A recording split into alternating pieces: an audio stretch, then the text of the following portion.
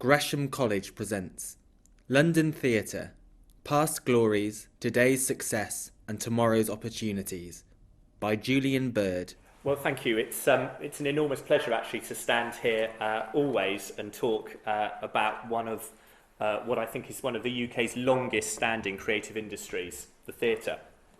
And obviously, I'm not going to talk about what you might find in Wikipedia either. I'm going to talk about what you find today. But it is worth saying, I think, that the UK obviously has a very rich history in this very important cultural field. And that continues today to an extent that is possibly even more important than at any time. And I'll come on and try and explain why I believe that's the case. As has been noted, it's my great privilege actually to run the two main bodies that coordinate the activities of both the theatres themselves, in the sense of the physical buildings and the people who own and run them, and also the productions that fill them, from the classic straight plays to new comedies, from reinterpretations of the great musicals to today's global smash hits. And also, quite unusually, we also cover dance, modern and traditional, and opera. So pretty much all the performing arts, with the word theatre in the Society of London Theatre sense used in its most broad possible application. I run two organisations. The Theatrical Management Association was established in 1894 and covers the performing arts in all its forms throughout the UK, except in the centre of London. And we really do cover everything Scotland, Wales, Northern Ireland and all of England. But founded in 1908, by Sir Charles Wyndham, well known, the Society of London Theatre is the organisation that represents the producers, theatre owners and managers of the major commercial and grant-aided theatres in central London. Both SOLT and the TMA combine our long-standing roles in areas such as employment relations and legal advice, with the key role in advocating on behalf of the theatre community as a whole to champion the value of investment in the performing arts and represent the interests of theatres to government bodies and authorities at national, local and international level. In fact, we campaign on a number of issues, be it public funding, but we also are the recognised body both in the UK and in Europe for all new legislation that comes forward that might impact on theatre. So everything from the introduction of a smoking ban indoors, which you can imagine played havoc with certain plays that called for smoking, through to licensing laws and everything else in between. The slide here also shows you some of the central services that SOLT runs, and indeed we run these services for all of London's theatres where it is most effective and efficient to provide these collectively rather than individual theatres acting on their own. This is quite unusual. We sort of don't use the word trade association about SOLT anymore because we actually have this major trading side that we run on a not-for-profit basis for the theatres, including things like championing audience development programmes to promote theatre goings, so things like the promotions that you can see up here, Get Into London Theatre and Kids Week, which are major outreach programmes to try and bring new audiences into the theatre for the first time. And of course we run the two main public theatre events of the year. If any of you have ever been West End Live in the bottom left-hand corner, where we literally take over Trafalgar Square for a whole weekend. We had 600,000 people pass through the square this June over 2 days. And of course we run the Olivier Awards, our premier theatre awards ceremony in the UK, and now held in April every year from the Royal Opera House, widely now broadcast on TV and radio, and we think 2013 on that score might look even more exciting. But to put the size and impact of the theatre sector into perspective, just a few key statistics. London continues to this day to have the biggest commercial theatre sector in the world, and I do mean in the world, outstripping New York, with 14 million visitors each year, and currently that figure has grown for each of the last 3 years. This summer maybe has seen a little blip with the Olympics, but we are still on track, I think, to hit at least 14 million this year. And I suspect, if all goes well this autumn, we will be slightly up on the figures of 2011. So in a recessionary period of several years, theatre has continued to build an audience. And that represents revenues last year alone of £528 million just in those central London theatres. Outside London, we estimate attendances to be at least 16 million for the TMA venues. And of course, it's quite hard. How do you really count all the community theatre that goes on throughout the length and breadth of the UK? But if you add that together, that's at least 30 million, which is equivalent to all football matches in the entire Premiership and the Football League in England and Scotland combined. So for everyone who thinks that theatre is a minority sport, I think we can refute that very clearly. Putting it another way, the Department for Culture, Media and Sport, in their Taking Part survey, concluded that nearly 30% of the adult population in England visited the theatre last year. In London, musicals account for 59% of attendees, plays 27%, dance 6.5%, opera 3.5%, and what we might call entertainment 4%. And perhaps most importantly, in the relatively small area of the West End in London, really about a square mile where the heart of the theatre world still resides, the overall economic impact in just that small area is estimated to be in excess of £2.5 billion annually. London's got many theatres, of course, the main SOLT theatres, which number around 50, plus also there are many smaller affiliate theatres throughout London and on the outskirts of London, and then many, many fringe theatres that change and morph rather often. There's arguably one other element which makes the UK theatre so unique, which is that we have in this country an amazing blend of both subsidised and commercial theatre working closely together. Nowhere in the world do you see this happening apart from in the UK. This is a long heritage of publicly subsidised arts with a mix of central government subsidy through a series of national arts councils, one in each of the 4 regions of the UK, but crucially also local subsidy through town and city and county councils. This has led not only to the strength of our major national companies, the National Theatre, the Royal Shakespeare Company, the Royal Opera House and Sadler's Wells, to name but a few, but also strong theatrical presences the length and breadth of the country. Over many years, this support has aided an invaluable training ground for thousands of people, not just actors but creative talent in all its guises. Indeed, to give a current example, the main people involved in the Olympics opening ceremony all cut their teeth in major subsidised theatres. Danny Boyle at the RSC and the Royal Court, Stephen Daldry at Sheffield Theatres and the Royal Court as well. And many of the top directors, designers and other creative talent involved in most of Hollywood's major movies over the last decade actually also have a background in regional subsidised theatre in the UK. The impact of this has never really been quantified in an economic sense, but it is a valuable byproduct of successive governments' investment in the performing arts. Support of this type also leads to the ability to incubate projects over a longer period of time than pure commercial concerns sometimes allow for. The most recent example of this is maybe Warhorse, the adaptation of the Michael Morpurgo book by the National Theatre that was workshopped by them over many years before coming to realisation on the London stage, first at the Olivier Theatre and crucially now in the West End at the New London. I'm sure many of you may have seen this. Of course, it's gone on to be not only one of London's most popular and well-attended shows, continuing to playing to packed houses throughout this year, but is also now playing around the world. And the rest of the UK will get an opportunity to see it when it embarks on a major tour at this time next year. And of course, one Steven Spielberg also seemed to back this particular horse recently in his major movie. Indeed, it's sometimes when the relevant expertise in the subsidised and commercial theatre come together that magic really happens. London's newest smash hit musical, itself about to start its worldwide transfer, is Matilda. It, of course, swept the board in the recent awards season, winning a record-breaking 7 Olivier Awards, taking Roald Dahl's original story through Dennis Kelly's book and Tim Minchin's very clever lyrics and songs, takes us into the world of a small girl with extraordinary powers. A rather simple story done rather extraordinarily well.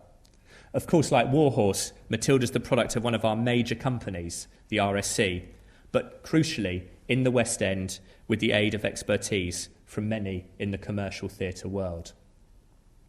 Before I go on and talk a little bit more about the importance of UK theatre around the world, a short video.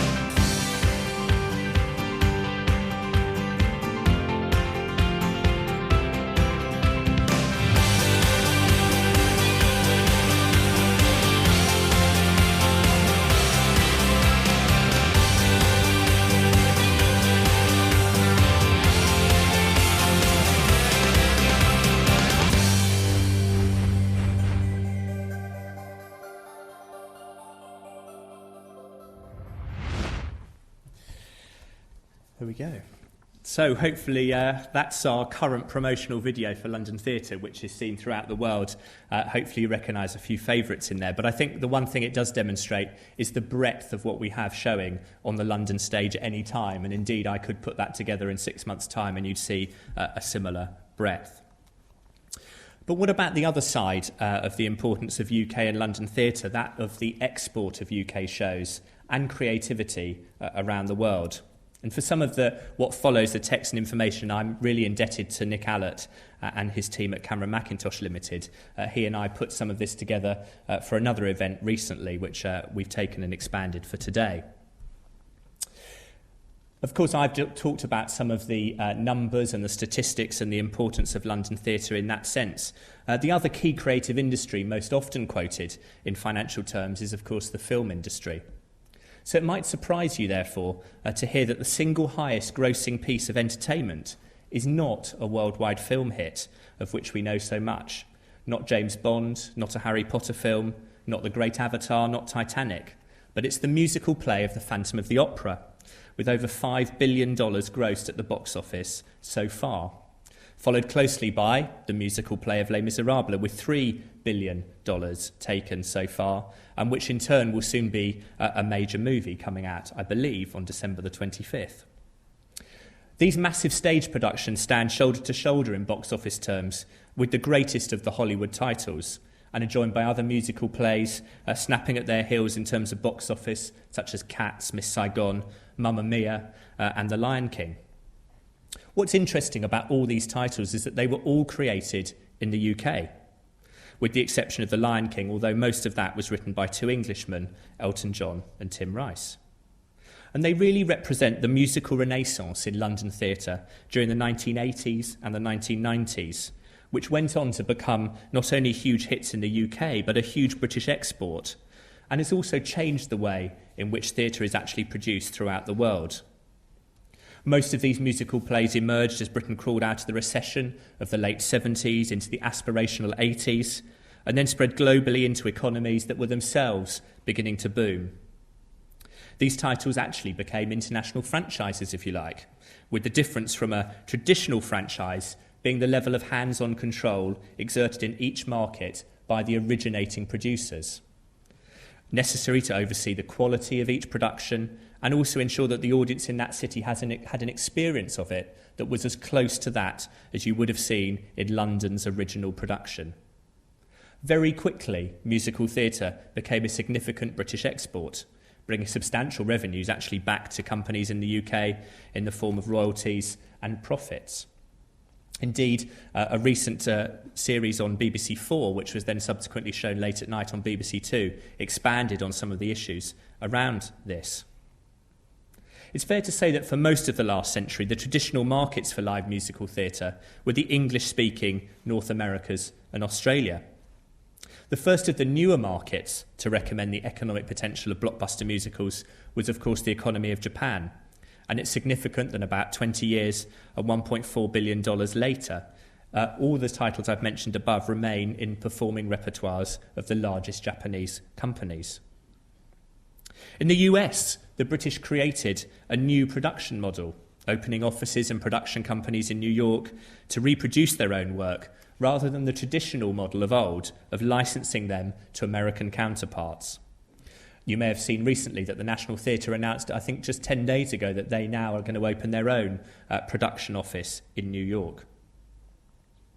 During one period in the 90s, it was calculated that 60% of all stage actors employed in North America were working in shows produced by just two British producers, Andrew Lloyd Webber and Cameron Mackintosh.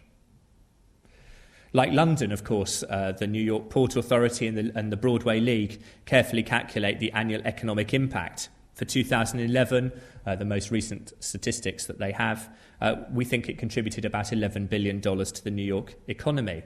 It's quite interesting that if you travel to New York, you will discover that ticket prices are significantly more expensive there than in London, hence the slightly higher figures. But of course, more recently, not just in the 80s and 90s, there's been another whole wave that suddenly occurred of British-born hits that have travelled to New York. In the last 2 years alone, Warhorse, Ghost, Enter the Rainbow, Evita, One Man, Two Governors, and those are just the ones on Broadway, let alone the wide selection that have been off Broadway. And they've joined the long-running British hits of Phantom, Mamma Mia, Mary Poppins, and we've already talked about Lion King. And as we've already mentioned, Matilda is now on sale to open in New York in the spring. It's probably going to be the big hit of the year of their season. There are, of course, shows that travel the other way across the Atlantic, and it's worth just mentioning those, not least two you saw in the VT a moment ago, Jersey Boys and Rock of Ages, that are now playing in the West End. But I think it's pretty fair to say, and the numbers bear us out, that the volume has been much greater in the shows leaving the UK for the US than the other way around. And certainly the pipeline that we're aware of in the next few years shows that continuing. Indeed, one interesting phenomenon is actually the amount of US investment money that is coming into London theatre. DreamWorks are currently producing Shrek in the West End, although that, of course, started in Broadway. But one other major film franchise, that of Warner Brothers, has decided for their first ever outing into theatre to produce in London rather than in America, where their homeland is. So next year, Charlie and the Chocolate Factory, the first ever adaptation for the stage, will open at the Theatre Royal Drury Lane. And it's exciting that actually Warner Brothers from around the world are in town this week, and I'm speaking to their conference tomorrow morning about the value of theatre in London. But moving west from New York, the US has many large cities, each containing one or two big theatres, and they're all populated by shows that tour out of New York or LA. About another $3.5 billion to the economies of those cities around the US. But what about closer to home? What about Europe, of which much is heard every day? Well, I think it's fair to say that Europe and UK theatre and Europe and musical theatre weren't natural bedfellows for quite some time, certainly until the 90s. The European model of state and local subsidy to theatres in each city meant an obligation to actually present a more varied and balanced programme of work, largely in some cities focused around dance and opera rather than what we would think of as traditional theatre.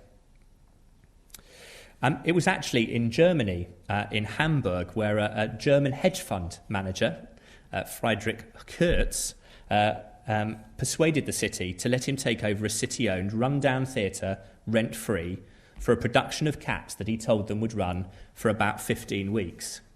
It ran for over 10 years.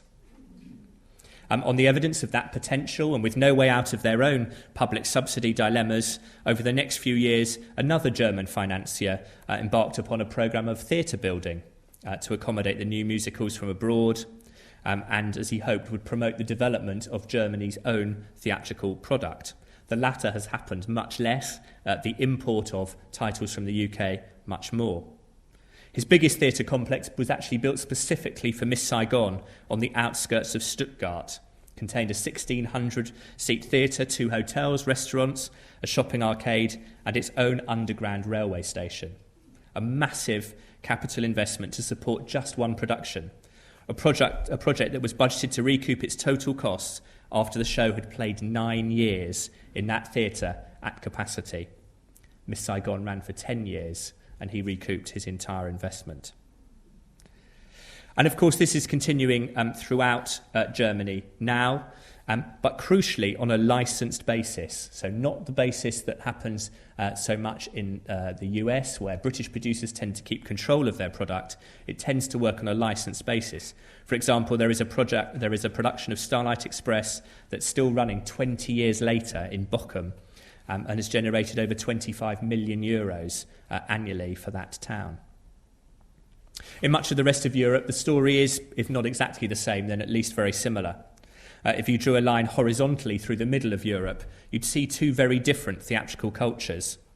The northern and Scandinavian countries have embraced musical theatre in kind of disproportionately large numbers. It was estimated that in the late 80s, in the new National Theatre of Oslo, almost 25% of the whole population of Norway saw Les Miserables. Earlier this year, when Les Miserables went back there, approximately 15% bought tickets to see the exact same show. Of course, what's also happening is with the breakup of the USSR and the relaxation of state control in some of those Soviet states, most of those Baltic countries behind the Iron Curtain have now mounted and continue to mount their own productions of the big musicals on a licence basis. But what about the so-called Mediterranean countries? Well, they've yet to show the same enthusiasm, it has to be said, to go down that part. But there have been lengthy runs in the last couple of years of shows like Les Mis and The Lion King in Madrid that have shown that even in desperately, chronically economic times in Spain, people will go to the theatre in sufficient numbers to sustain a play for a reasonably long period of time. It has to be said, actually, that the Spanish government continue to put money into live theatre. With unemployment at record levels, then labour-intensive industries like theatre in Spain are actually welcomed by the administration. Of course, the growth in the future is probably going to come a little bit further east. The emerging economies embarking on capital projects to rival those of old Europe. The casino business that operates in Las Vegas with such success is now replicated in Singapore, in South Africa, in Hong Kong and Macau, with plans for many more in places like Manila and Bangkok. In all of these, large theatres are built within hotel and gambling complexes, where large-scale shows need to be brought in, and these mainly, once again, from the UK and US. Indeed, I sometimes feel my office is a little bit of a revolving door of people from different countries from the Far East coming in and talking about their plans for new theatres and wanting advice on who they might be able to work with. It's actually incredibly important for the London theatre industry, the money that it brings in, but also the fact that we're able to export the skills and expertise around the world, I think, keeps us fresh back in the UK. The other place I haven't talked about, of course, is Australia, which also has a thriving scene, particularly in Melbourne and Sydney, where the two cities actually compete now, not just on where to stage the Grand Prix every year, but their state governments actually offering incoming producers a marketing subsidy in excess of $1 million per production to try and make sure that major shows go to that city as opposed to the other one. And actually, that's what's happened. Historical risks have now been taken where you'll see single shows like Cats play in just one of the two cities. And what happens is the population travel thousands of miles to see it. And that's been one of the contributors over the last 10 years in an inbound tourism network growing in the growth of airlines that just fly around the UK. Cameron McIntosh's people gave me one statistic that at the peak of Cat's popularity in Sydney, two chartered jumbo jets flew weekly from New Zealand to Australia just with people to see that show. But of course, what about the future? Having seen the US and Europe operate at what is probably virtually full capacity for nearly 20 years, the challenge for us now in the UK is to try and replicate that success in the new, emerging, growing BRIC economies. Of those four, China is, of course, in so many ways the most exciting and simultaneously the most challenging for us. Shanghai was first, Les Miserables was first presented in Shanghai in English 10 years ago. And now there are joint ventures with Chinese partners and a huge growth in that market for live musical theatre. Once again, developers growing and building huge new theatres in the emerging cities in China, a lot of which with UK expertise in terms of the building themselves. It's interesting to note that in terms of what's the size of that market, well, we estimate that about 100 million people on the eastern Chinese seaboard could potentially afford to pay the kind of West End theatre prices that we're used to. A huge number. 40 new theatres will open by the end of 2013 in Chinese cities, with major developments in Beijing and in Shanghai. But with a still embryonic indigenous musical theatre industry and yet a big local commitment to training and creative investment, they're actually looking to new commercial theatre partnerships and relationships from the West and particularly from the UK, in addition to buying more of their traditional opera and ballet touring product in, which they've done for a long time. The Chinese government, their 5-year plan commencing this year in 2012, wants to move culture from an emergent industry to what they call a pillar industry, making it accountable for 5% of Chinese GDP. We believe that the UK is well placed to help take a proportion of that investment. Brazil and Russia, of course, together with the rest of Central and South America, are showing very early, but I would say more measured signs of enthusiasm. Other countries, interestingly, like South Korea, have actually emerged as more of a market for musical theatre, following Japan. But the other BRIC country of India, what's happening there? Well, to be honest, it's the only emergent and biggest economy that so far actually really resisted all Western theatrical productions, with Bollywood films representing such a potent force in their own culture and their own economy. But maybe that will change as that economy develops itself. At this point, I think I should make small mention of the importance of the transatlantic cooperation that we actually enjoy, particularly with the New York theatre community.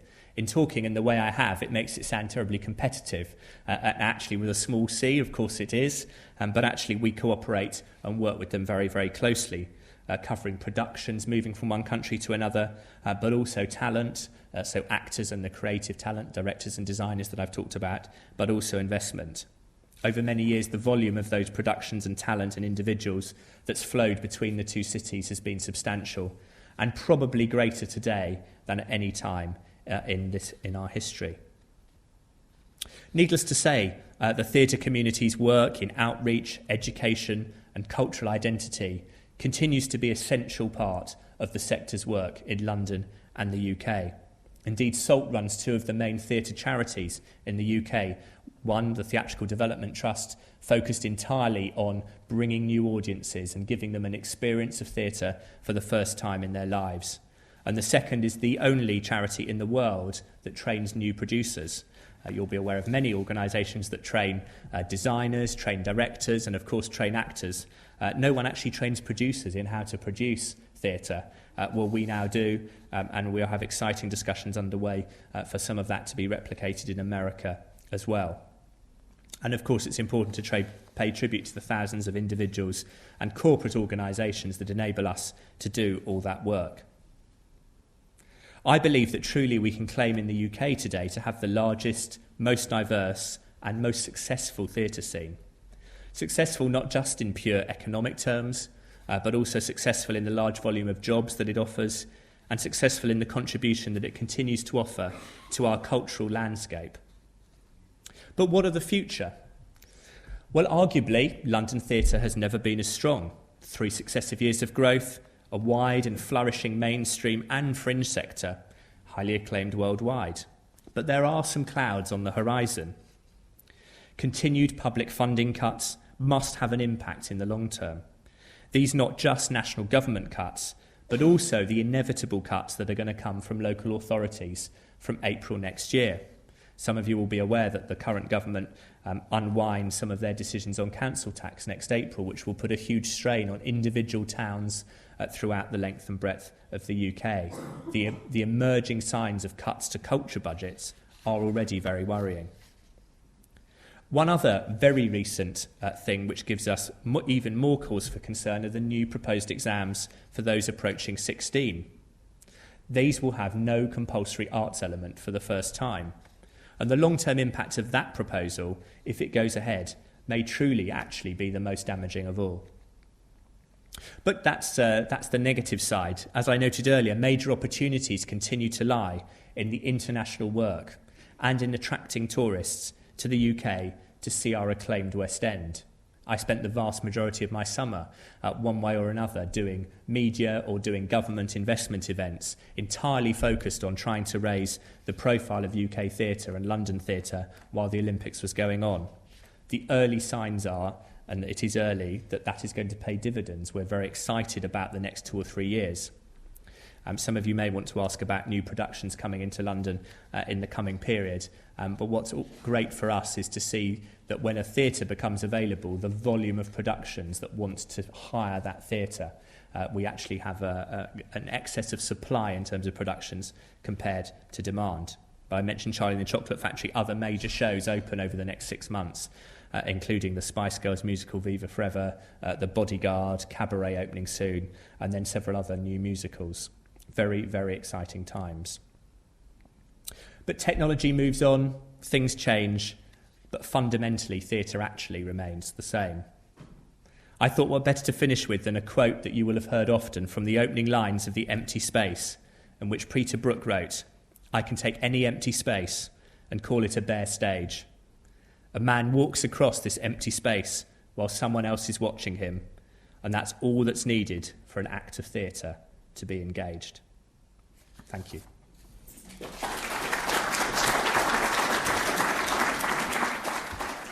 For all information, please visit www.gresham.ac.uk.